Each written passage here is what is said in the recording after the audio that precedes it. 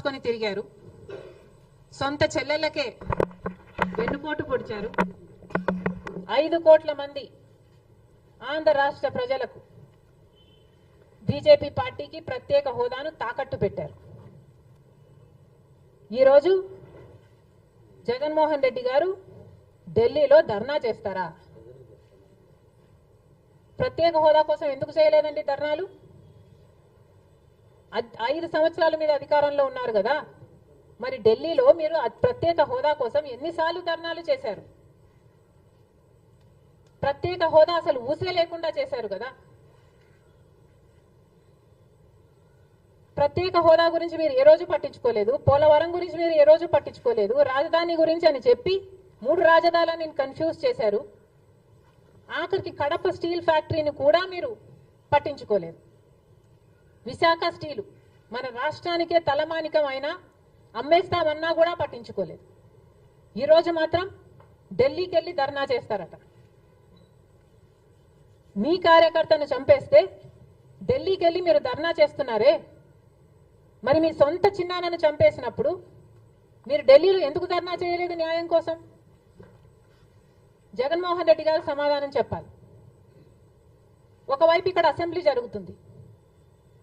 Assembly జరుగుతున్న సమయంలో మీరు అసెంబ్లీలో ఉండకుండా ఉండే ధైర్యం మీకు లేక ఇలా సాకులు వెతుక్కొని మీరు ఢిల్లీ వెళ్తామంటున్నారే, అంటే అసెంబ్లీలో ఏ బిల్లు ప్రవేశపెట్టినా అది ప్రజలకు వ్యతిరేకమైన అది పాస్ అయిపోవాలనా? మీరు ఉన్నదే 11 మంది, కనీసం ఆ బిల్స్ మీద డిస్కషన్ మీకు అవసరం లేదా? మీరు కొట్లాడాల్సిన అవసరం లేదా? ఏం ఆలోచన చేస్తున్నారు జగన్మోహన్ రెడ్డి గారు? అసలు ఈ వెనుకొండలో జరిగిన హత్య కూడా పొలిటికల్ మర్డర్ ఇది కానే కాదు, ఇది వ్యక్తిగత మర్డర్ అని కూడా అంటున్నారు కదా. మేము ఏదో సాక్షి మీడియానో లేకపోతే టీడీపీ మీడియానో పట్టుకొని మాట్లాడటం లేదు. మా ఎంక్వైరీలు మేము చేసుకొని న్యూట్రల్ మీడియాతో లోకల్గా మేము మాట్లాడిన తర్వాత మేము వచ్చిన కన్క్లూషన్ ఏమిటి అంటే ఇది వ్యక్తిగత మర్డర్. మొన్నటి వరకు కూడా హత్య చేసిన వాళ్ళు, హత్య గురైన వాళ్ళు ఇద్దరు వైసీపీతోనే ఉన్నారు. మరి అలాంటప్పుడు ఇది పొలిటికల్ మర్డర్ ఎలా అవుతుంది? ఈ పొలిటికల్ మర్డర్ అని మీరు చెప్పి మీరు ఢిల్లీకి వెళ్ళి ధర్నా చేస్తున్నారా? దేనికి? మీ ఉనికి కాపాడుకోవడం కోసం, మీ పార్టీ కోసం అని చెప్తున్నారు. ప్రజలు ఏం ఆలోచిస్తారు? ఈరోజు వరదలు వస్తున్నాయి మన రాష్ట్రంలో, వారిని వెళ్ళి పరామర్శించాలని మీకు అనిపించలేదు. కానీ వ్యక్తిగత మర్డర్లో మీ పార్టీకి సంబంధించిన ఇద్దరు కొట్టుకొని చచ్చిపోతే ఈరోజు మీరు ఢిల్లీకి వెళ్ళి ధర్నా చేస్తారా? ప్రజల కోసం మీరు ఎందుకు నిలబడలేదు? మీ పార్టీ వాళ్ళు ఓటేస్తే మీరు గెలిచారా? మీ పార్టీ వాళ్ళ కోసమే మీరు ముఖ్యమంత్రి అయ్యారా? 5 సంవత్సరాలుగా మీరు ప్రజల కోసం పనిచేయలేదు, కానీ ఈరోజు ఢిల్లీకి వెళ్ళి ధర్నా చేస్తారట. సిగ్గుండాలి కదా.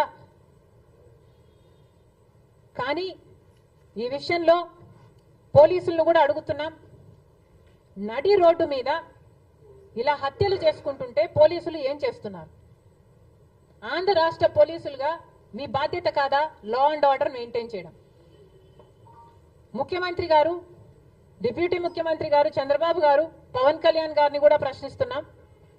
మీ హయాంలో నడి రోడ్డు మీద ఇలా మర్డర్లు జరిగితే మీరు బాధ్యులు కారా? మీకు ఆపాల్సిన బాధ్యత లేదా? లా అండ్ ఆర్డర్ ఉన్నట్ట చచ్చిపోయినట్ట మన రాష్ట్రంలో? మళ్ళీ చెప్తున్నాం, మీరు జోక్యం చేసుకోండి, ఇలాంటివి కాకుండా చూసుకోండి.